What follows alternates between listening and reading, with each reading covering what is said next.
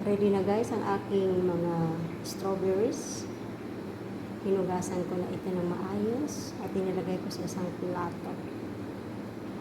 Tapos, mamaya, tatakpan ko ito ng stick. Yung tawagin nila dito ay nylon. Ready to serve na to.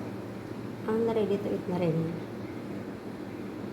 Yung kakain na lang ang hinihintay nitong strawberry.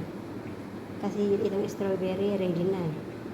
Wala pa yung mga kakain, kaya alam niyo na guys, kung ano ang dapat gawin.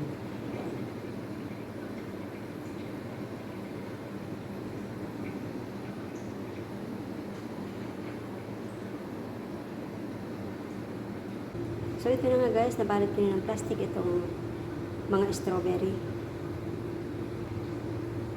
Handang-handa na to para sa mga kakain.